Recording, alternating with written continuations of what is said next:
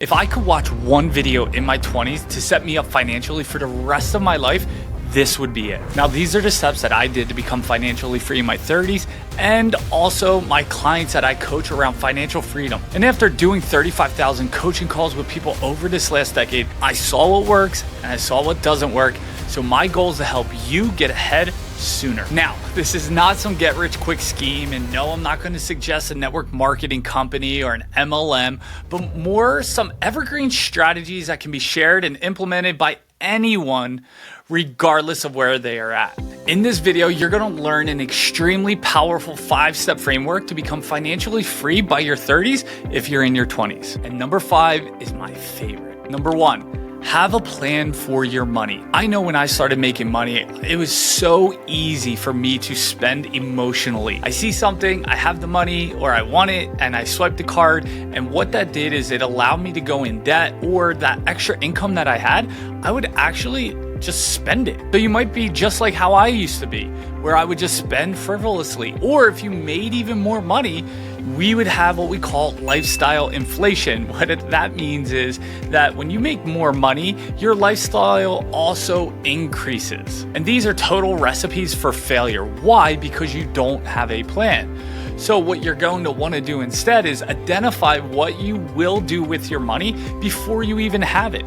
Whether it's an extra $1,000, an extra $1,500, an extra $3,000, you want to have a plan for it. And the best way to have a plan for it is first create a budget and then stick to it. You have to know how much money your bills are and that you can stick to it. And then if you have any extra income, what you're going to want to do is follow some of these future steps that we're going to talk about. Number 2, get out of debt. Now, if you didn't know this, there's things such as good debt and bad debt. What is good debt? Some examples of good debt is having a mortgage on a rental property. Why? Because usually the tenants are paying for the mortgage and then you're cash flowing on top of it. Then there's bad debt. And there's some examples of bad debt like credit card debt, personal loans, even a vehicle can be considered bad debt. Why? Because it depreciates and it doesn't bring any return on your investment. So what you want to do is knock out your bad debt, right? And you have things like credit cards and personal loans that most people have, or even student loans could be a pretty big one too. So there's a couple different strategies that you can use. And the first one's called the snowball method. And what that really is saying, take your smallest amount of debt that you have. Maybe you have like 3 credit cards and this one only has $533, but the rest are like $5,000 and $7,000. You're going to want to pay the smallest one off first to get you a win, to feel excited, to check that box, because that feels good when we do it, right? But then from there, you start hitting the next biggest one. So the snowball method can be really powerful. However, the second one is what I love to do, and that's the avalanche method. And what that does is you look at what has the highest interest rate. And whatever one has the highest interest rate, you start attacking that right then and there. And once you pay it off, you take that same payment and you now apply it to the second highest one with its original payment on the second card. And eventually what you're doing is you're knocking them out and you're continuing that process of the avalanche just pouring down onto the next one and creating massive momentum. And part of getting out of debt also is that you might need to work more to create more income, whether that's you working overtime, you picking up a second job, you starting a side hustle. Maybe it's like something like driving Uber, but you got to do something to increase your income and get out of debt. This is a season. This is a mindset shift here. It's a season. It's not forever. It's not going to be like this. I remember it took me 2 years of delaying gratification, taking every penny I had and putting it towards my debt so I can get out of this step. I promise you, it might seem like forever, but it's not. And if you are willing to work more or to create more income, you can get out of debt a lot faster using these strategies. All right, number 3 is live on less than you make. I don't know about you, but when I first started making a lot of money, what I used to do was I would increase my lifestyle. I would always see people with nice cars or having these apartments downtown or living in these great condos along the beach, and I wanted to do those things too. And so naturally, when I started to make more money or I got a promotion, what would I do? I go do what we call lifestyle inflation. And lifestyle inflation is when you increase your expenses on things like a car, housing, and even social spending. which would crush me, and it probably crushes you too. And what is social spending? It's when you're eating out all the time instead of cooking dinner at your house, when you're buying drinks out downtown and paying 2 to 3 times the price that you can normally get them at a store. And so I would crush myself with social spending. So what you're going to want to do is keep your bills as low as possible, right? Have your total. How much does that cost? It might cost you $3,000. Then what you want to do is create a budget for social spending. This way you can actually have a life and not just sit in your place because you're completely broke, but you want to make sure that you have a reasonable amount. Maybe it's like $300 for the month, $500 for the month.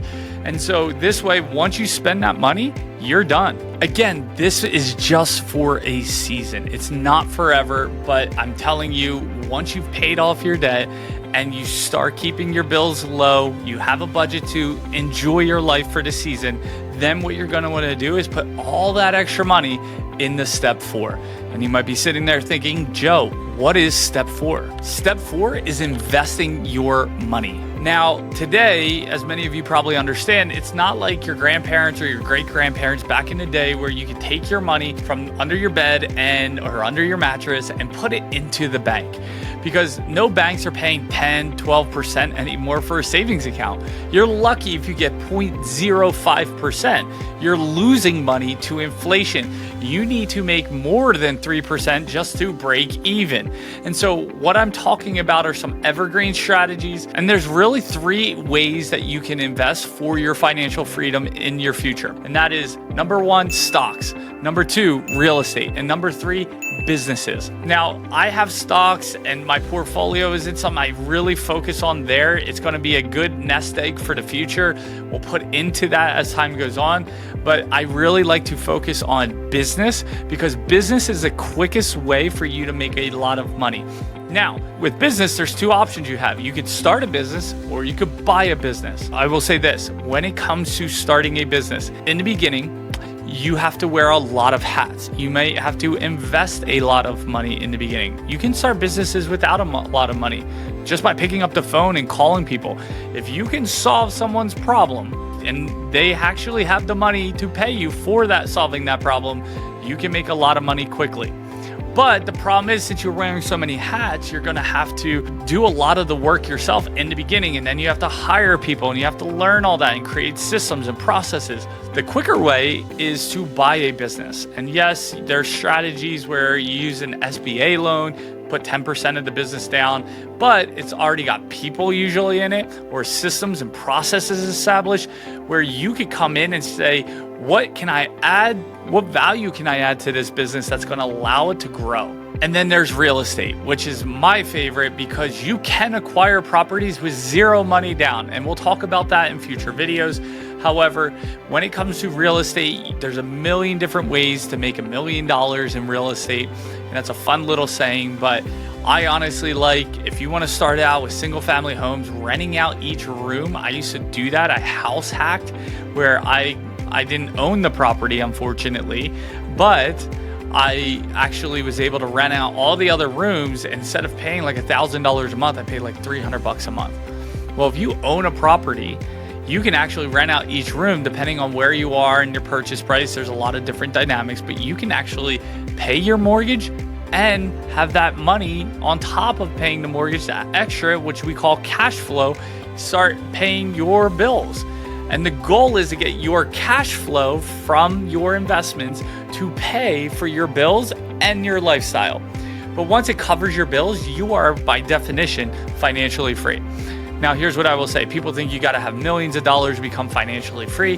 That's not true, because if your bills are $3,000 and you have $3,001 come in, you don't have to work.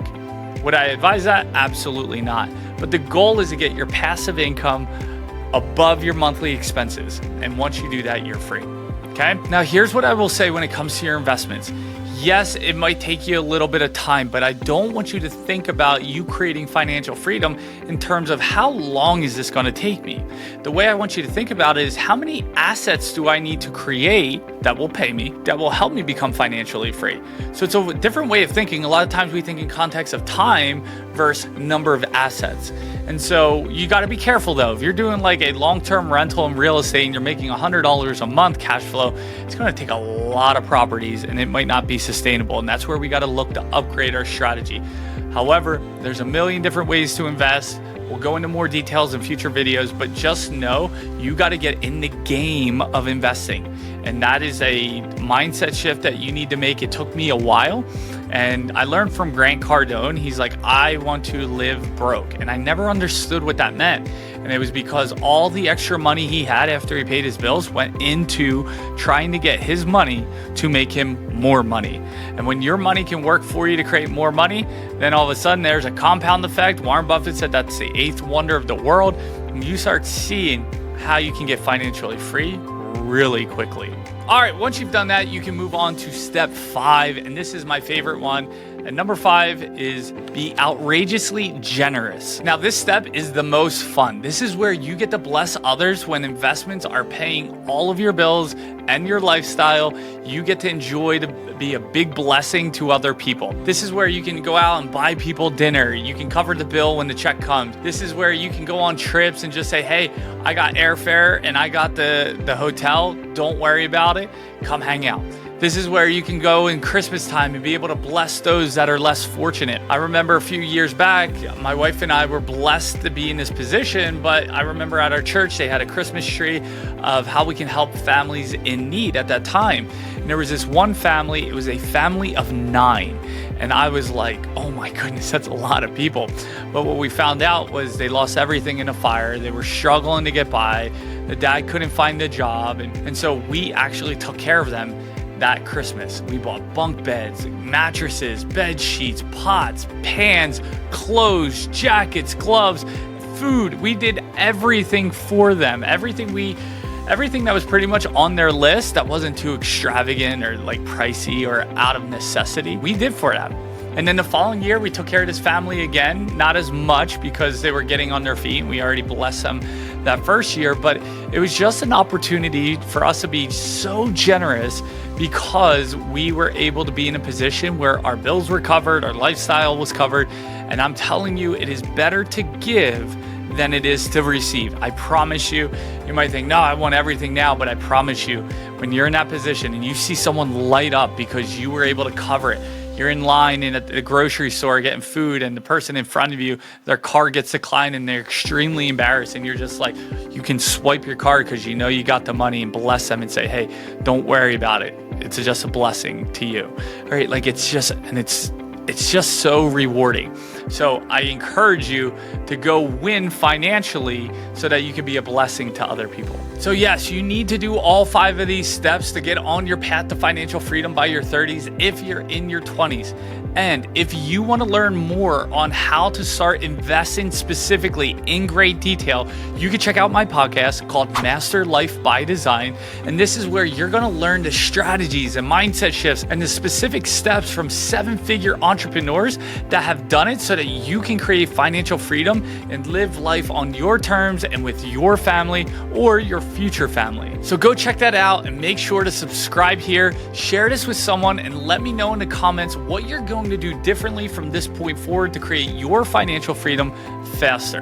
My name's Joe Moffett with Master Life by Design, and I'll see you in the next video.